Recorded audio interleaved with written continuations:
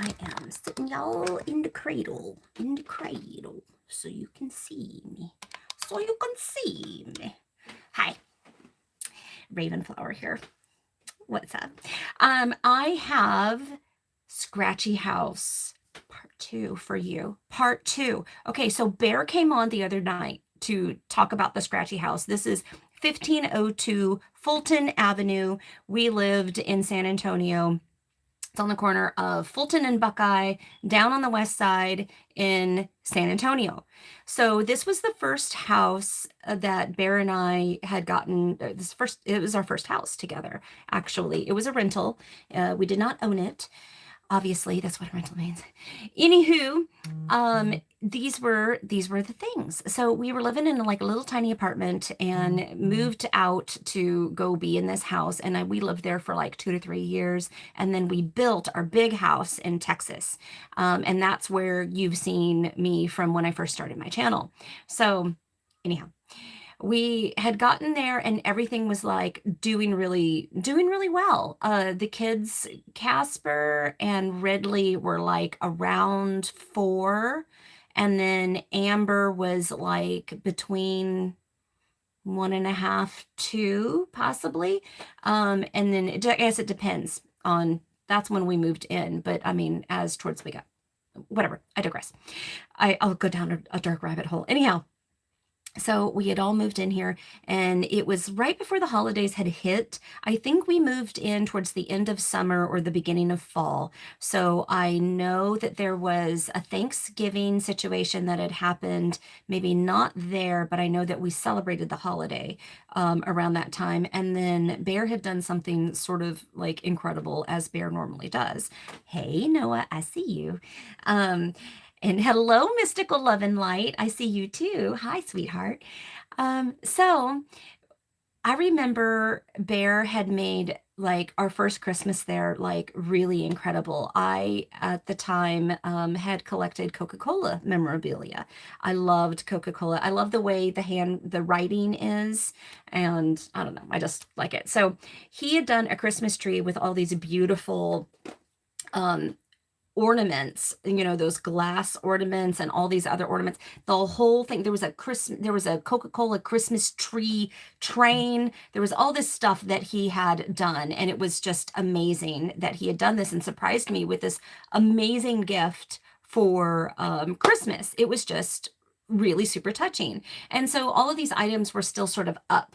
It was just New Year's, and we generally leave our Christmas stuff up for the week after, like the week of New Year's, and then somewhere around there we'll take it down, whatever the newest or the next weekend is, we'll get it going. Hey, Blue Knight, I see you too. How you doing? So yeah. So the Christmas tree was still up. We still had the Christmas tree decorations, and I started to notice that some of the ornaments would swing. And I'm like, maybe it's a draft. I don't know. Maybe it's a draft. Something's going on. This was after Howard had made his escape. He'd made this meow and like left. The door had opened by accident, and somebody had he just bolted. We had friends that were coming over. Ridley had a new friend by the name of Zoe, and so their parents were over, and they were kind of having like a bit of a play date, and all that other stuff. And I was getting to know Zoe's parents. It was a good time. And then all of a sudden, I think it was Dave came in from the outside. He was a smoker, and he opened the door, and Howard like booked it. He just ran. And then we couldn't find Howard. We immediately went after him, and we couldn't find him anywhere. We couldn't find him the next day. It was just bad. We're like, where did our cat go?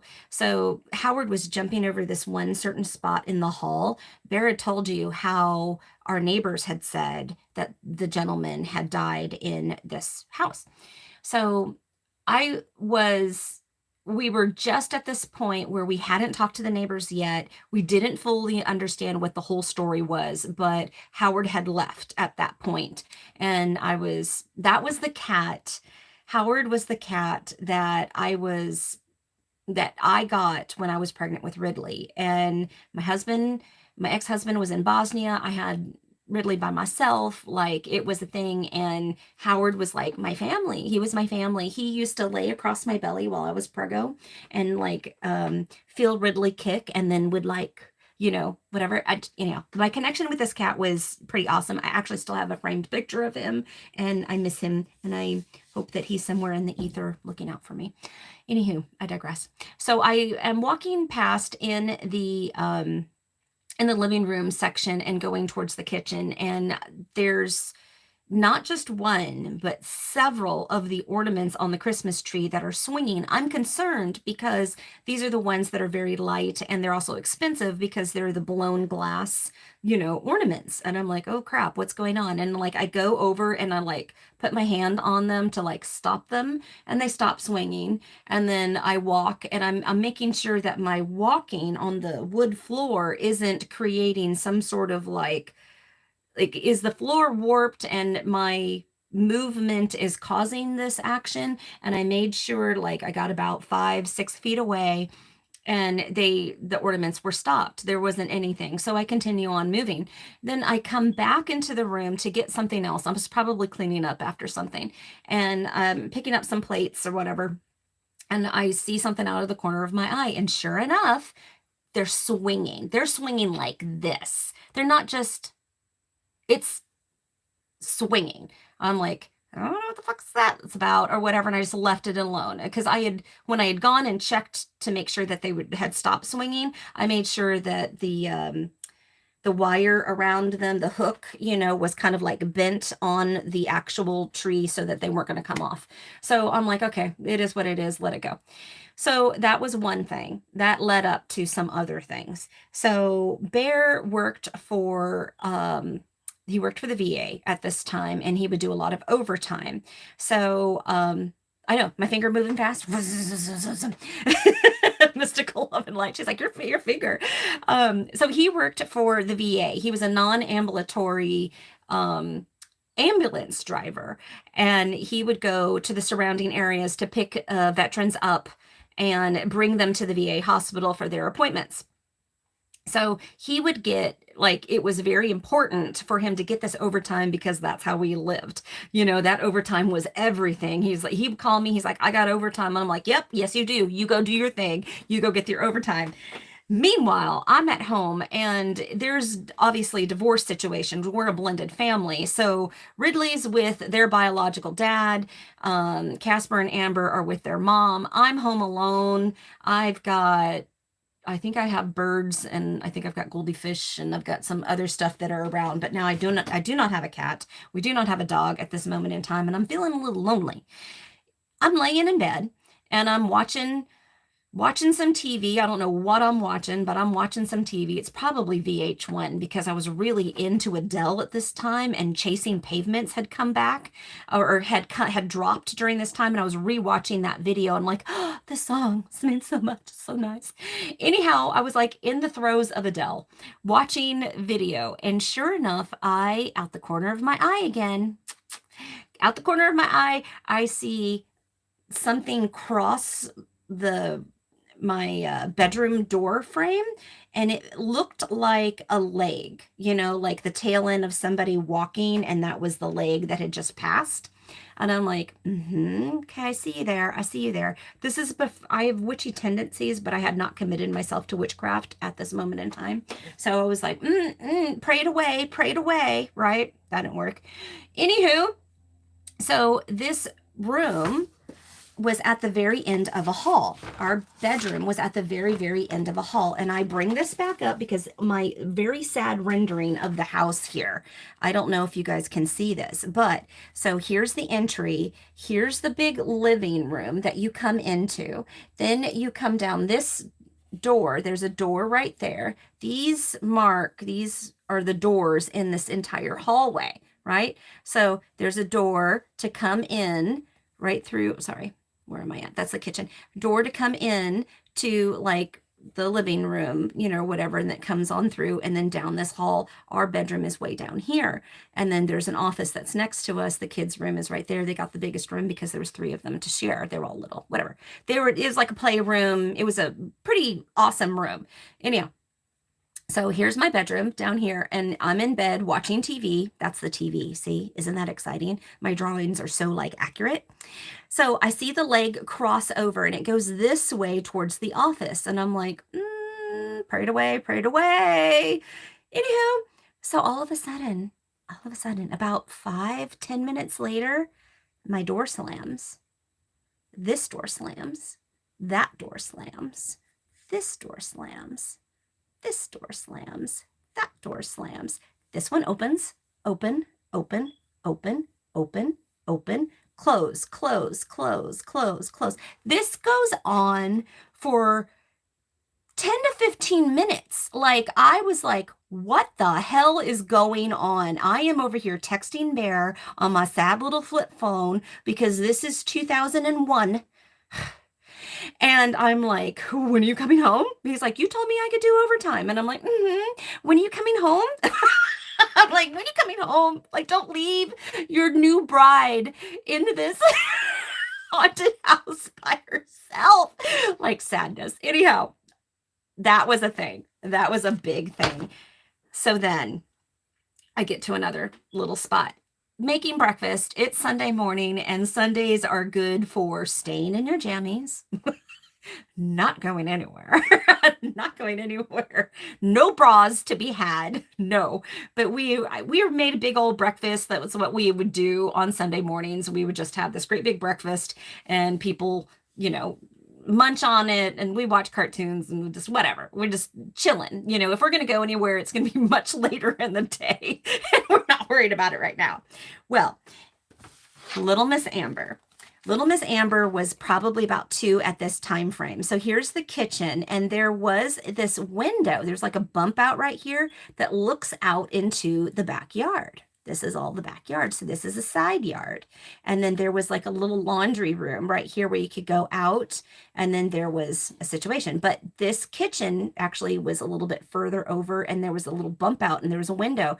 Amber's looking out the window, and this over here in this little area, we had like a little dining nook and stuff like that. Snowy Bud, I love you. We had like a little dining nook.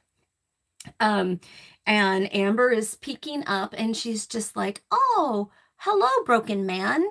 And we all like, what? Broken man? She's like, broken man's outside, broken man. And Casper is like, that's Mr. Bloodyface. Like, he hated him. Apparently, this ghost showed his bloody face to Casper quite a lot, and Casper was like, not having it. And Amber's just like, oh, nonchalant, broken man, he's outside. And Bear's like, oh, do you see the broken man now? Yeah. She's like, yes, I see him. He's right there. Like, totally innocent. Out the mouth of babes. Not a thing. Ridley is over there eating pancakes, like, over it. Like, yeah, saw him last night, whatever. Like, I'm over it. Casper's like, I don't want to see it. And Amber's like, oh, look, broken man. So this was the thing. This was the thing. Bear had alluded to the fact, okay, so I was doing something called Pazenki Eggs. It's a Ukrainian Easter egg that it's a wax dye method, and you need all these eggs, and you blow out the yolk. You make little holes on either side, and you blow the yolk out, and you have this eggshell that you decorate with a wax dye method. And I was heavily into this art form at this time. I will be getting back to that art form very soon, by the way. Anywho, so we had a friend, Bear's best friend from high school, Richard. He's not been on this channel, but he has been on the Pirate and I channel because we've all traveled to the Grand Cayman with he and his wife at some point. So if you ever want to see Richard, you can go to Pirate and I, and you can go see that. His mom and stepdad loved all things birds. They would do these bird shows. They were a part of it. And so we had gotten a pair of these really cute parakeets that we had won in one of, like, I think it was a silent auction or something like that. And I was selling these eggs at these shows and doing okay for myself. I think that I probably, thinking about it, I could have marketed better. I could have, done a little bit more of a different setup. I digress. Anyhow, so I was like, hey, this would be really cool. They're like, this is a laying pair. But they haven't fertilized the eggs and all this other stuff, but she keeps laying eggs, da da da da da. So they were giving me these like little birds. We had finches. Bear says we had quails. I don't remember the quails, but anyhow, so we had finches, we had the little parakeet budgies, which are super cute. And then I think we had chickens. Okay, we had chickens because I needed the eggs. So there's eggs everywhere. This ghost did not like the birds. I don't know what it is about birds. And it was very interesting that Monique last night had said that her ghost killed their cockatiel. Maybe it's because birds are just so fragile to the various energies. Like they're also very fragile, or they don't tolerate like incense or high smelly stuff or candles or things like that that can actually kill a bird. So make sure you're keeping your bird friends safe. But her bird passed away because he didn't survive this ghost. This ghost hated the birds. All of the birds were dead if we kept them in the house. And then we put them on the back porch because we had this big covered back porch awning thing by our back door. And we're like, we can leave them here because we live in San Antonio and it's not a very damp space. And we can have them here and just have kind of like a little aviary. Killed them there too. All of them dead. All of them dead. That was a thing. And I am trying so hard to get my kids to comply and come on here. Maybe Thursday, if not, then a little bit later on in the month, so that they can tell you their stories. Because Amber just the other morning was saying, oh yeah, oh, and this happened and this happened and this happened. And I'm like, you're gonna tell me 20 years later? Like, are you kidding me? Anyhow, so I think I have two convinced. I'm trying to convince the third. Today is the day. I'm about to go to work, but today is the day that my Ridley is coming home and they are moving in with their boyfriend. They are in Vancouver, Washington right now, and they're getting ready to hit the road at 11 and make their way up here. So I'm super excited. So there will not be a video tonight, and that's why I'm doing it this morning. But I'm super excited to see my baby and meet their boyfriend and, show them all things Washington. So yay, good things are happening. Good things are happening. So many wonderful, amazing things are happening. And I just want to give that a little shout out. Yay, good things. Yay, planets going direct. Yay, I can see the end of this damn retrograde. Thank God. And the goddess is all I have to say. So many blessings to you. I hope that you have a wonderful day. And I hope that you just suck up all the goodness that you deserve. Have a good one. I will see you tomorrow. And tomorrow, I'm hoping will be kids. If it's not kids, it will be somebody else. You're going to get a ghost story. There's going to be 31. It's going to be great. You're going to have a good time. I love you. This is a great time for you to like and subscribe and hit the bell for all kinds of notifications. Somebody had asked me, well, why does that matter? Why it matters is because I will be ending my time on YouTube on this channel. I'm going to leave everything up, but I've decided to extend that time frame into February 6th, which is when I started my channel. That will be the last day that I do a video. So I will have my end video then, and I hope that you will join me for that time. But something on my little bucket list, I've got a little thing. I'm like, you know what? I'm real close to 5,000 subscribers. It doesn't really matter to me about the subscribers. It matters more about the views. But I'd want to check that box and say 5,000. I ended on 5,000. That's what I would like to do. That's what I'd like to do. I think I'm going to throw it out there. 5,000 subscribers. And it's not going to do anything. It's not going to change my life or anything. It's just going to click that little box. Anyhow, subscribe, share, hit the notification bell so you don't miss any of these fancy stories. I love your face. Have a good day.